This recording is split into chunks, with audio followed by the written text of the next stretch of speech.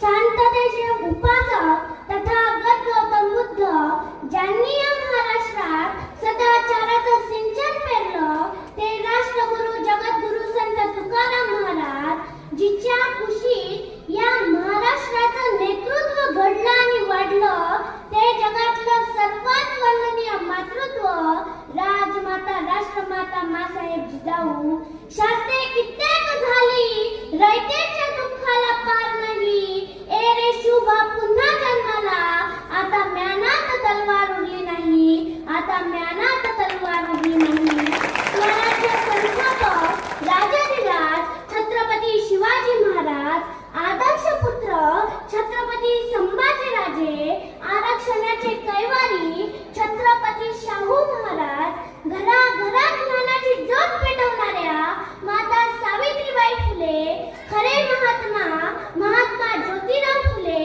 युवकांचे प्रेरणास्थान स्वामी विवेकानंद शहीद आजम भगतसिंग संत बसवेश्वर आदर्श राज्यकर्ता अहिल्याबाई होळकर संत भगवान बाबा संत सेवालाल महाराज आणि मला इथे बोलण्याची आणि तुम्हाला इथे ऐकण्याची आणि राज्यघटनेच्या भाग क्रमांक 3 मध्ये मूलभूत अधिकार ज्या माणसाने लिहिले ते परम पूज्य बोधिसत्व डॉक्टर बाबासाहेब आंबेडकर यांना मी टाळ्यांच्या गजरात विनम्र अभिवादन करतो. आज तुम्ही अचंबित झाला असाल की या गंगामाई देवस्थानच्या लोकांनी या लहान लहान मुली बोलावल्या भाषणासाठी. खरं तर मी तुमच्यासमोर भाषण करावी एवढी मोठी मी नाही, म्हणून काही चुकेल तर तुमची नात समजून तुमची बहीण समजून तुमची मुलगी समजून माफ करून द्याल ना? मग बोलू का? इथे माझ्यासमोर वडीलधारी मंडळी आहे, माता भगिनी आहे, भाऊ बांधव आहे आणि लहान मोठे माझे मित्र मैत्रिणी आहे. आपण सर्वांसाठीच बोलू. सकाळी सकाळी माझ्या वडिलांनी एक वाक्य म्हटलं, चप्पल चाटून मोठं होण्यापेक्षा चप्पल घासून मोठं झालेलं कधी चांगलं. माणसाला जर मोठं व्हायचं असेल ना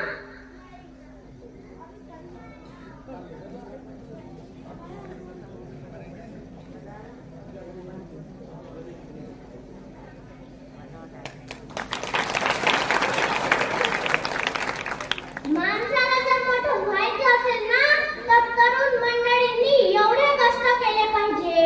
दुसऱ्याचं स्टेटस ठेवण्यापेक्षा स्वतःचं स्टेटस निर्माण केलं पाहिजे की हजारो लोकांनी आपला स्टेटस ठेवलं पाहिजे आणि त्यासाठी तसं कर्तृत्व करावं लागेल.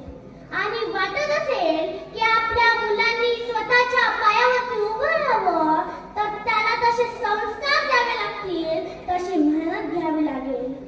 पानी में डूबा तो मृत्यु निश्चित है और भक्ति में डूबा तो मुक्ति निश्चित है. दुनिया रखने वालों को भगवान कहते हैं और संकट हरने वालों को हनुमान कहते हैं. ना किसी से नाराज होकर जियो, ना किसी को नाराज करके जियो. जिंदगी कुछ पलों की है दोस्तों, खुश होकर जियो. 5 तत्वों का पुतला प्राणी, सूरज सबकी नारी, कलाकार है कैसा भगवान, उससे दुनिया हारी. जैसी करनी वैसी भरनी, कर ले अच्छे काम रे, अब तू चेत जा, भजले हरी का नाम रे. पण कसा आहे ना मित्रांनो, हा महाराष्ट्र भाषणाने सुधारला नाही, कीर्तनाने सुधारला नाही, तर माझ्या आई वडिलांच्या आजोबांच्या वयाची माणसं इथे आहे. अख्खं जीवन गेलं कीर्तन भजन ऐकण्यात. पण सासूनं सुनेकडे कधी पोरगी म्हणून पाहिलं का? सुनेने सासूकडे कधी आई म्हणून पाहिलं का? असं झालं असतं तर राज्यात वृद्धाश्रमे तयार झालीच नसती. आपल्या मुलीचं काम जर आपला जावई ऐकत असेल तर आमचा जावई 1 नंबर होतो. आणि जर का आपल्या मुलाने आपल्या सुनेचं काम ऐकलं तर तुम्ही त्याला बहीण म्हणता, बायकोचा भाया म्हणता. सृष्टि को बदलना चाहते हो तो दृष्टि को बदलो. बदलती दृष्टि ही बदलती सृष्टि है मेरे दोस्तों. आता मला सांगा,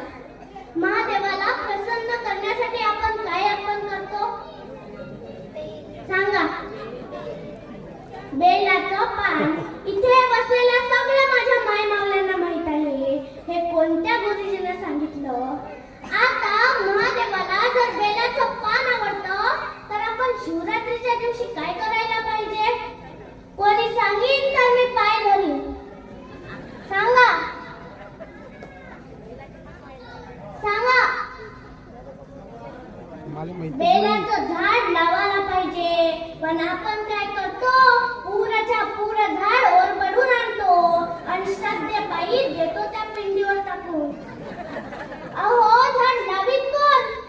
त्या सांगणाऱ्या गुरुजीनं जर स्वतः सुद्धा सांगितलं असतं की शिवरात्रीच्या दिवशी एक तरी बेलाचं झाड लावा तर राज्यात कितीतरी बेल निर्माण झाली असती. कोरोना काळात ऑक्सिजन सुद्धा विकत घ्यावा लागला नसता. आम्हाला काय शिकवलं जातं? मूल जेव्हा जन्माला येतो तेव्हा सगळ्यात आधी त्याला आईचं दूध लागतं. 100% खोटं, 100% मित्रांनो त्याला ऑक्सिजन लागतो. मित्रांनो, ऑक्सिजन लागतो. आमच्याकडे एक प्रथा आहे, कुणी जर मरण पावलं तर त्याची अस्थी गंगेत शिरवायची. आता तुम्हाला जर कोणी म्हटलं ही अस्थी तुमच्या आईची आहे, जरा ग्लासभर पाण्यात टाकून प्या, तर पिणार काय हो? मग दुसऱ्याच्या पाण्यात का टाकता? त्यावेळेस सांगणाऱ्यांनी सांगितलं असेल, कदाचित त्यावेळची कारणे वेगळी असतील, त्याला नाव बोटं ठेवायची नाही. त्यावेळी गंगा धोध वाहत होती, आता वाहते का? कारण तिचं डबक केलं ना आपण. म्हणून काळानुसार बदला. कारण भगवान श्रीकृष्ण सुद्धा सांगून गेले, परिवर्तन ही संसार का नियम आहे. अस्थी शिरवायचीच आहे तर मस्त 4 गड्डे करा, त्यात अस्थीची राख टाका आणि आपल्या पूर्वजांच्या नावाने तिथे वृक्षारोपण करा. निसर्गाचं सुद्धा काहीतरी देणं आहे आपल्याला. आपण जिवंतपणी तर एक झाड लावत नाही आणि मेल्यावर सुद्धा 4-5 झाड घेऊन जातो सरण्यासाठी. आजकाल जाती जाती धर्मात भांडण लागल्याचं दिसतंय. त्यात ब्राह्मण समाजाला खूप टार्गेट केलं जातं. लुटून खाल्लं त्यांनी आम्हाला. लुटून काय? लुटून खाल्लं. मला कळतच नाही, तुम्ही 50 लाखाचा बंगला बांधता आणि तुम्हीच जाता ब्राह्मणाकडं. आम्ही बंगल्यात राहायला कधी जायचं?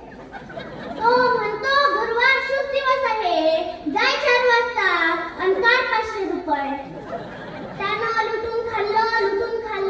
त्याचं काय चुकलं? तो कधी आला आपल्याकडे? आपणच जातो त्याच्याकडे. आपल्याला दुसऱ्याच्या भरोशावर बसायची सवय आहे, दुसऱ्यावर लादायची सवय पडली आहे आम्हाला. आता इथे सगळे ज्ञानी बसलेले आहे म्हणून एक गंमत सांगते. आता बकरी जर वाघाच्या पिंजऱ्यात गेली तर वाघ तिला असं म्हणेल, मला एकादशी आहे. कोणतीच जात खराब नाही हो, कोणतीच नाही. आपणच जातीचं वर्गीकरण केलं. इथे कोणती जात आहे? अहो, आपण सगळे एकच आहोत म्हणून एकत्र बसलो आहोत. अशी चिंता निर्माण ठेवा. गावाचं भलं होईल, देश महाशक्ती होईल. कारण छोट्याशा गावचे सरपंच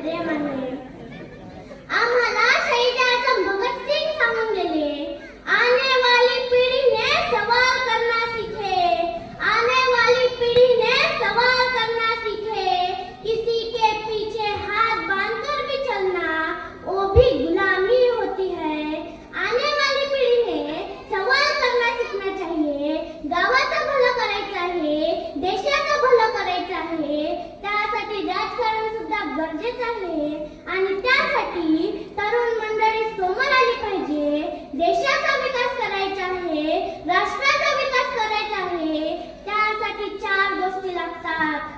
ज्याच्यापाशी वेळ आहे त्यानं फालतूच्या मंदिरावर बसून, चौकात बसून, वटावर बसून फालतूच्या गप्पा हाणू नये. नाहीतर ज्याच्यापाशी वेळ आहे तोच निरा डायलॉग म्हणत बसते. मी त्याला पाहिलं घरात घुसताना. सर्वात महत्वाची मेंटॅलिटी, खाली दिमाग शैतानचं घर. तो गावच्या विकासासाठी वेळ देणार नाही. म्हणून ज्याच्यापाशी वेळ आहे त्यानं गावच्या विकासासाठी वेळ द्यावा. ज्याच्यापाशी पैसा आहे, ज्यानं भरपूर लुटून खाल्ला आहे त्यानं पैसा द्यावा. ज्याच्यापाशी ताकद आहे, फालतूची छाती बिती काढणाऱ्यानं, दंड दाखवणाऱ्यानं ताकद द्यावी. रस्त्यावर दगड आहे, उचलून बाजूला ठेवावा. नाहीतर तुझ्या ताकदीची काय पूजा करायची का गावकऱ्यानं? याच्या अंगावर छाती काढ, त्याच्या अंगावर दंड काढ. अरे बाबा, आपला शेवट कधी येईल काय सांगता येत नाही. कोणासोबत आपली शेवटची 90 वाली पार्टी राहील काही सांगता येत नाही. आणि मग तो मेल्यावर खाली चिठ्ठी ना कोई संदेश, राम नाम सत्य है. जो जिवंतपणी काही कामाचा नाही तो मेल्यावर काहीच कामाचा नाही. तो मेल्यावर त्याची बायको रडाली, लेकरं रडाले, त्याचे सगळे सोयरे रडाले. कारण एक छान म्हण आहे, आने वाला कौन है, जाने वाला कौन है. आने वाला कौन है, जाने वाला कौन है. क्यों किसी मैयत पर मातम करे हो दोस्तों, मरने वालों को क्या पता है. ये रोने वाला कौन है, ये रोने वाला कौन है. मैं शब्द की खैरात हूँ, सब शब्द मेरे पास है. मुर्दे जगा दूं शब्द से, मुर्दे जगा दूं शब्द से. सब होता शुभ का रास है, सब होता शुभ का रास है. इतकी ताकद ज्यांच्या शब्दांमध्ये आणि विचारांमध्ये होती असे राष्ट्रसंत तुकडोजी महाराज आपल्या ग्रामगीतेत अध्याय क्रमांक 1 देवदर्शनावी क्रमांक 49 मध्ये मोठं सुंदर म्हणतात. गाव हा विश्वाचा नकाशा, गावावरून देशाची परीक्षा. गावाची भंगता येईल ओरसा. देशाचा आणि विश्वाचा केंद्रबिंदूच गाव आहे. आज आपल्या विचारांची अशुद्धता वाढत चालली आहे. आणि जेव्हा गावातील अस्वच्छता आणि आपल्या विचारांची अशुद्धता या दोन्ही दृष्टिकोनातून ग्राम शुद्धी होईल तेव्हा नक्कीच गाव सुखी, संपन्न, आरोग्यदायी निश्चितच होईल. यात तीळ मात्र शंका नाही. आजच्या देशाची परिस्थिती पाहता स्वच्छतेची, उन्नतीची, विचारांची, समृद्धीची दारे अस्वच्छतेच्या कुलपाने बंद झाली आहे. आणि ही दारं उघडण्याचं सामर्थ्य फक्त आणि फक्त राष्ट्रसंतांच्या ग्रामगीतेत आहे. देशाची परिस्थिती जर बदलायची असेल तर एसी गाडीत फिरून, बिस्लेरीचं पाणी पिऊन फालतूच्या गप्पा आणता येणार नाही. रगरगत्या उन्हात फिरावं लागेल. एखादा बाप जर रगरगत्या उन्हात रस्त्यावर दगड फोडत असेल आणि तो मालक आपल्या बापाला ऑर्डर देतो, तो दगड उचल, शेण काढ, बैलाला पाणी पाज, तेव्हा आपल्या बापाकडे पाहत आपल्या बापाची काम करण्याची प्रकृती पहा. आणि हप्ता भरल्यावर मेहनतीचे पैसे मागण्यासाठी आपला बाप त्या मालकासमोर कशी विनवणी करतो हे जगातलं सर्वात मोठं मोटिवेशन आहे. याला कोणत्या भाषणाची, कीर्तनाची गरज पडणार नाही. म्हणून ती गरिबी ओळखा, खरा लढा आपला आहे. गरिबी ही चालून आलेली संधी आहे श्रीमंत होण्यासाठी. म्हणून आपली नीतिमत्ता जाग्यावर ठेवा. नाहीतर तिनं माझ्याकडे पाहिलं नाही म्हणून आत्महत्या, तिनं मला ब्लॉक केलं म्हणून आत्महत्या. अरे मरावं कुणासाठी?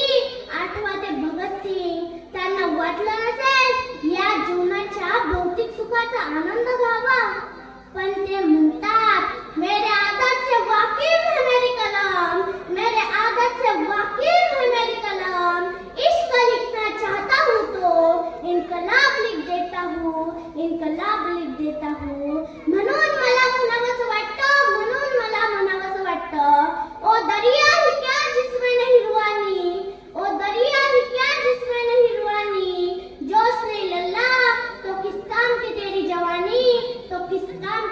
जवानी. आमदार खासदार मंत्र्यांचं स्टेटस ठेवल्यापेक्षा शेतात राबून व्यथा व्यक्त करून जीवनभर तुझ्या पोटा पाण्याची सोय लावणाऱ्या त्या बापाचा स्टेटस ठेव. जेव्हा कुठेतरी तू कोणा संकटात येशील तेव्हा तुला नक्कीच विचारील, आपल्या बापासाठी का होईना आपल्याला आपला मार्ग बदलावाच लागेल. आणि हे मित्रांनो आपल्याला करावंच लागेल. कीर्तनाने भाषणाने परिवर्तन होत नाही, नाहीतर मग ते पहिले या धर्मावर बोल, त्या धर्मावर बोल, याला बोल, त्याला बोल, असं बोल, तसं बोल, याचं काही खरं नाही बाबा. गावात पाहायचं नेत्याच्या आईच्या अंगावर कशी साडी आहे आणि आपल्या आईच्या अंगावर कशी साडी आहे. दोन साडीतला फक्त फरक लक्षात घ्या. तेव्हा कुठं संतांच्या महापुरुषांच्या जयंत्या पुण्यतिथ्या साजऱ्या होतील, जेव्हा आपल्याला ही तफावत दूर करता येईल. आपला कार्यक्रम काय आहे गावात मंत्री आला, माझ्याशी बोलला. काय बोलला? मी स्टेजवर होतो, तो म्हणला खाली उतर. म्हणजे निंदा ना मंदा आपला बेशर्माचा धंदा सुधारणार नाही, नो परिवर्तन. इथे महिला वर्गही आहे, पुरुष वर्गही आहे. या महाराष्ट्राच्या कानाकोपऱ्यात व्यसनाकडे जाणारी, तमाशाकडे जाणारी मुलं काढून रोखण्याची आणि सत्कर्मात बसवण्याची ताकद फक्त आणि फक्त राष्ट्रसंतांच्या ग्रामगीतेत, तुकाराम महाराजांच्या गाथेत, शिवाजी महाराजांच्या शिवचरित्रात आणि बाबासाहेब आंबेडकर यांच्या संविधानात आहे. आधी कीर्तनाची आवड कुणाला नव्हती आणि त्यामध्ये कार्यक्रमही वेगळाच होता.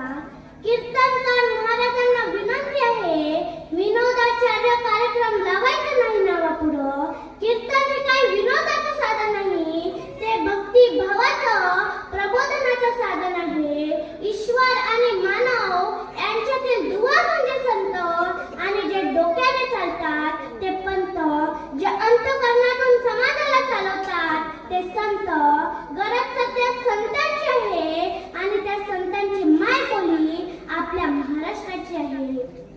इथे बसलेल्या माय माऊल्यांना हात जोडून विनंती आहे, काय करायचं ते करा. तुम्ही कितीही राबल्या, कितीही पैसे कमावले तरी तुमच्या बँक खात्यात 5-10 कोटी रुपये काही जमा होणार नाही आहे. म्हणून एक विनंती आहे, रात्री जेवायला बसताना आपलं दलिंदर काढतो आणि कार्टी सोबत घेऊन बसलं पाहिजे. आपल्या लेकराचा संपर्क कुणाशी आहे पाहिलं पाहिजे. आपलं दलिंदर लेकरू कोणा नेत्याचा स्टेटस ठेवतं पाहिलं पाहिजे. त्या नेत्याला याला एका अंधाऱ्या खोलीत अडवात गुंडून बदललं पाहिजे. युवा नेता काय त्याचं बॅनर बाप्पा बाप्पा, लाखो दिलो की धडकन, तरुणांचं प्रेरणास्थान. आणि प्रेरणास्थान 10वी 3दा नापास. करोडों की बस्ती में दिलदार हस्ती, मैत्रीचे दुनियातलं दुसरं नाम पण त्याचा फोटो. गॉगल दुसऱ्याचा, गाडी तिसऱ्याची, मोबाईल चोरीचा, बिना आंघोळीचा आणि वाढदिवसाच्या शुभेच्छा. परिवर्तन करायचं आहे. आपला फोटो कुठं आला पाहिजे. मांगा UPSCचा निकाल लागला, 3 पोरी 1 पोरगं पहिलं, त्यांनी कुठं कोणाला त्यांचे फोटो पाठवली नाही. लोक त्यांचे फोटो पाहायला आली, लोकांनी त्यांचे फोटो स्टेटसला ठेवले. आपला शोध घेत लोक आपल्या घरापर्यंत आली पाहिजे, हे संतांना महापुरुषांना आपल्याकडून अपेक्षित आहे. काय म्हणते, आपल्या मुलाबाळांसोबत वेळ घाला. त्यासाठी तुमच्या दोघा नवरा बायकोत चांगलं प्रेम पाहिजे. पण वांदे आपलेच आहे. हे म्हणते संसार मायामुळं आणि हा म्हणते मी आहे म्हणून तू टिकून राहिली, मी आहे म्हणून तुला नांदून राहिलो. त्यासाठी तुमच्या दोघा नवरा बायकोत चांगलं प्रेम पाहिजे. बायकोचं काही चुकलं तर नवऱ्याने ऍडजस्ट केलं पाहिजे आणि नवऱ्याचं काही चुकलं तर बायकोनं गप बसलं पाहिजे. बायकोनं कधी चांगली साडी घातली तर नवऱ्यानं म्हटलं पाहिजे, तू खूप सुंदर दिसून राहील ग. पण तू काय करून राहिला, व्हॉट्सअप फेसबुकच्या रीलवर बाया झूम करू पाहून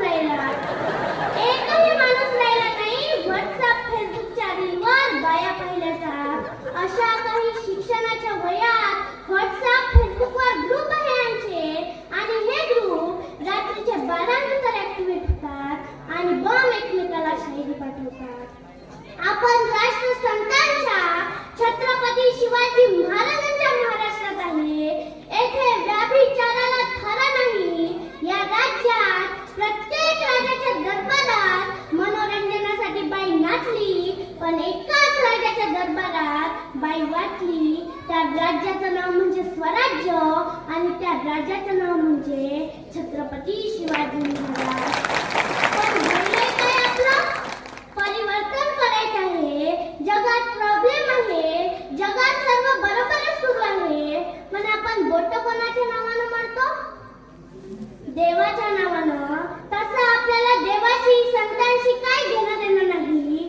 सुख आणि दुःखाची व्याख्या आपण समजून घेतली पाहिजे. मला किती लोकांनी मदत केली याची यादी तयार करा आणि मी किती लोकांना मदत केली याची यादी तयार करा. दुसरी यादी पहिल्या यादीपेक्षा मोठी झाली तर समजून जायचं तुझं समाधान झालं. मग तू किती काय पैसे कमाव, किती काय गोरगरिबांना लूट, लोकांचे धुरेखोर तू तडपू तडपू मरशील याची पाळी आहे. तुझ्या औलादी खराब निघणार, समाधान कायचे आहे हे अजून तुला कळलं नाही. मी म्हटलं ना, बायकोनं कधी चांगलं काम केलं तर चांगलं म्हणजा, तिची प्रशंसा करजा. मी असंच एका ठिकाणी म्हटलं, हे ऐकून ऐकलं आणि रात्री लवकरच घरी गेलो आणि लवकर घरी गेल्यावर झालं काय? हे रात्रीच्या 11-12 वाजवणारं, तनगड्या मारणारं, डोलत चालत येणारं आज रात्री 8लाच घरी आलं. आणि 8ला घरी आल्यावर लवकरच जेवायला बसलो आणि एकच घरघरात टाकला आणि म्हणून राहिलो, खूप सुंदर भाजी केली ग, खरं ग तू अन्नपूर्णा आहे. तुझ्यामुळं माझं हे घस्कर्ग झालं, खरं ग तू अन्नपूर्णा आहे. बायको गेली कोमात. हे त्याच्या तोंडापाशी जाते, मान मेलं तर पेलही नाही, एवढं चांगलं कसं काय वागून राहिलो. खरं ग तुझ्यामुळं माझा संसार चालतो, खरं ग तू सुगरण आहे, खरंच तू अन्नपूर्णा आहे. हे स्वयंपाक खोलीतून एक बेलनं फेकून मारते. अरे पुढच्या 12 वर्ष झाले लग्नाले, एवढा चांगला तर तू कधी वागला नाही. आज शेजारच्या घरून भाजी आणली तर तुला ते चांगली वाटून राहिली. हे वांदे आहे आपले. म्हणून आपलं आपल्या घरातल्या ताटीवर आणि वाटीवर लक्ष पाहिजे, तेव्हाच लोकांच्या तांब्या आपल्या घरात दिसत नसते. आजकाल मुला मुलींच्या लग्नाविषयी नाटकच सुरू आहे. अहो, तुम्हाला खरंच लग्न करायचे आहे का फक्त नाटकच करायचे आहे? मुलाकडे शेती पाहिजे पण शेतकरी मुलगा नको, पगार कमी आहे म्हणून नको, शेती नाही म्हणून नको, व्यवसाय करतो कधी बुडेल काही सांगता येत नाही नको, घरात काहीच नाही म्हणून नको, काळा आहे म्हणून नको, टकला आहे म्हणून नको, विराट केस आहे म्हणून नको, गुटखा आहे म्हणून नको, जाड आहे म्हणून नको, उंच आहे म्हणून नको, घरात दोघे भाऊ आहे म्हणून नको, त्याचे मित्रच बरोबर नाही म्हणून नको, आणि घरात सासू सासरे आहे मग तर बाप्पा नकोच नको, ब्राह्मणाकडे गुण जुळत नाही म्हणून नको, राक्षसगण मनुष्यगण आहे म्हणून नको. आजकाल सगळं असंच सुरू आहे. अहो, या सर्व कारणांमुळे तुम्ही लग्न करणार कधी? तुम्हाला मुलं बाळ होणार कधी? तुम्ही आई वडील सासू सासरे होणार कधी? हा प्रश्न माझ्या पालक वर्गांना आहे. स्वतःचा मुलगा दुसऱ्याच्या हाताखाली 10 जणांनी काम करतो, पण यांना मात्र जावई पाहिजे 1 लाख पगारवाला. आधीच्या पिढीला काका मावशी आत्याचे प्रेम तरी मिळाले, आता ते सुद्धा मिळणार नाही. भरपूर पैसेवाला आहे म्हणून मुलगी सुखी आहे असं अजिबात नाही. बरेच दिवस कोर्ट केसेस तर त्यांचेच आहे. जशा मुली होतकरू आहे तसेच बरेच मुलंही होतकरू आहे. मुला मुलींची गुण कौशल्य पहा, त्यांची कर्तृत्व पहा. कित्येक राजाचे रंग झाले, कित्येक गरिबाचे श्रीमंत झाले.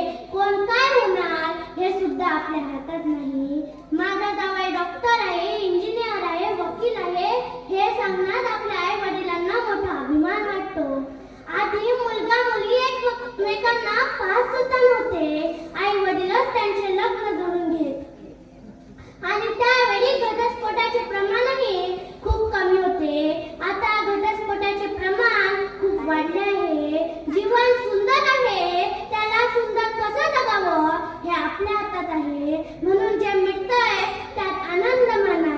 इथे बसलेल्या मुला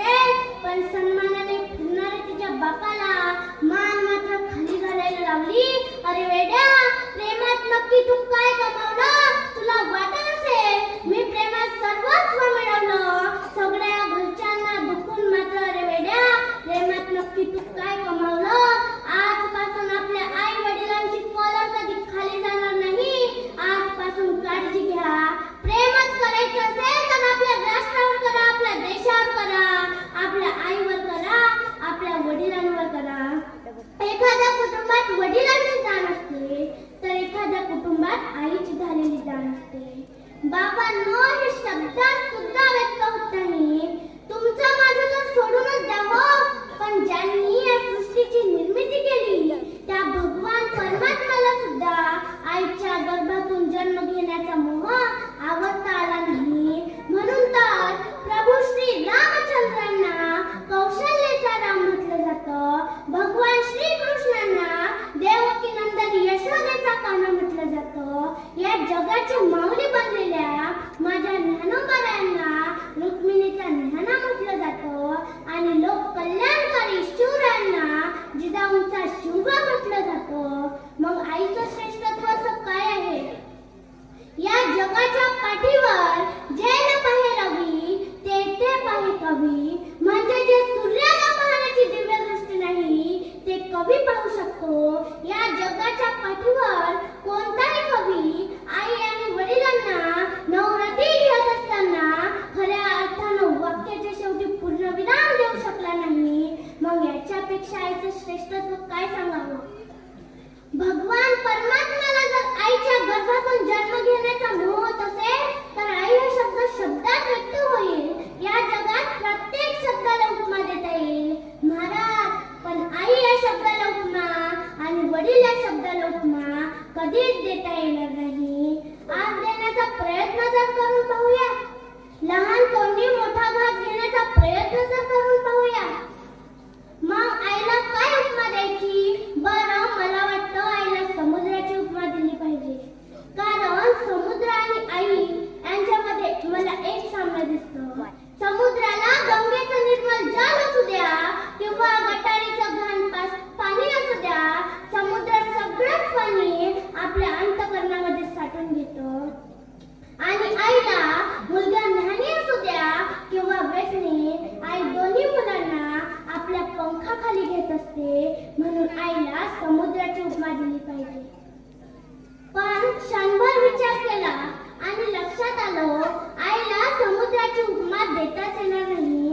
कारण समुद्राने गंगेचं निर्मल जलही आपल्या अंतःकरणामध्ये साठवलं आणि गटारीचं घाण पाणी आपल्यामध्ये साठवलं आणि साठवलेलं सगळंच पाणी मिनिटात खारट करून टाकलं. पण तुमच्या माझ्या आईने तर आजही गोड दूध आम्हाला पाजलं. म्हणून आई ही समुद्रापेक्षा श्रेष्ठ आहे. आईला समुद्राची उपमा देताच येणार नाही.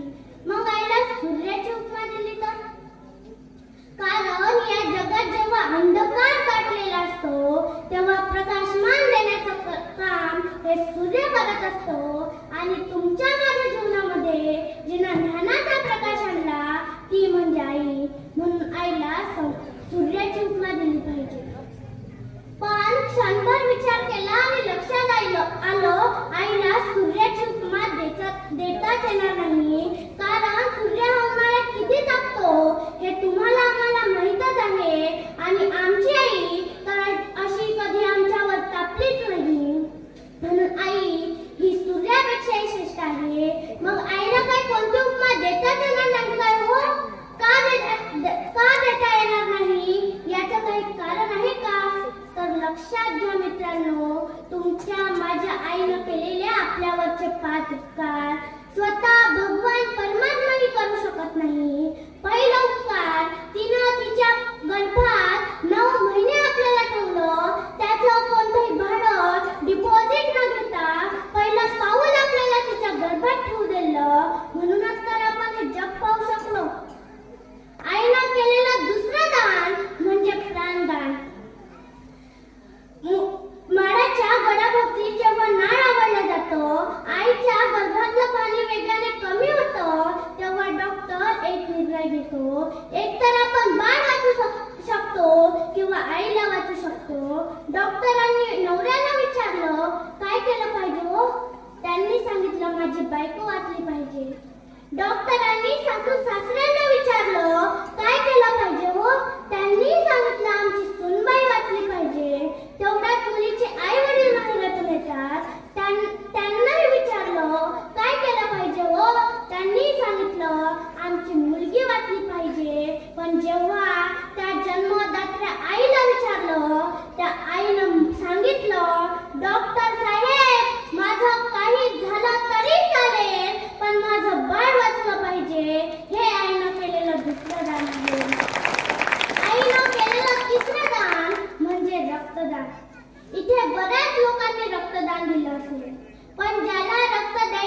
आहे त्याचा ब्लड ग्रुप आणि आपला ब्लड ग्रुप एक असल्याशिवाय सुद्धा रक्तदान करता येत नाही आणि ज्याला रक्त द्यायचं आहे त्याच्या शरीरात सुद्धा काही ना काही रक्त असतंच. बाळाचा ब्लड ग्रुप आणि आईचा ब्लड ग्रुप एक नसून सुद्धा बाळाच्या अंगात थेंबभरही रक्त नसून सुद्धा आईच्या शरीरातलं रक्त बाळाच्या शरीरात दिलं जातं.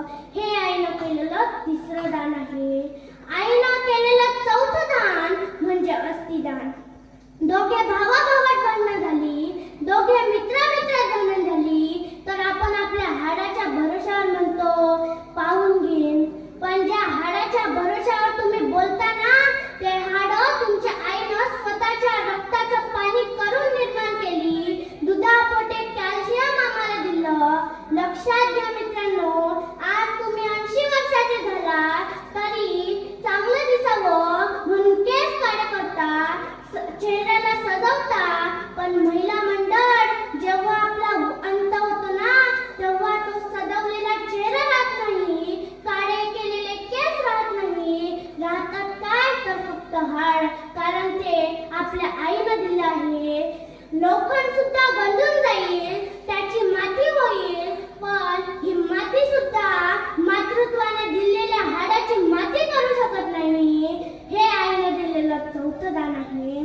आईनं दिलेलं पाचवं दान, पण हे दान सांगण्यापूर्वी मला व्यासपीठाची मर्यादा माहीत आहे, पण विषयाला न्याय द्यायचा आहे म्हणून इथे असलेल्या सगळ्या महिला वर्गांना नतमस्तक होते. आईनं दिलेलं पाचवं दान म्हणजे लज्जादान.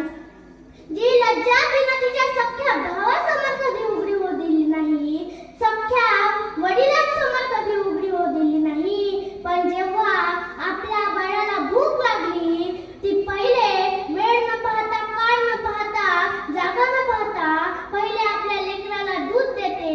हे आईनं केलेलं पाचवं दान आहे. स्वयं भगवान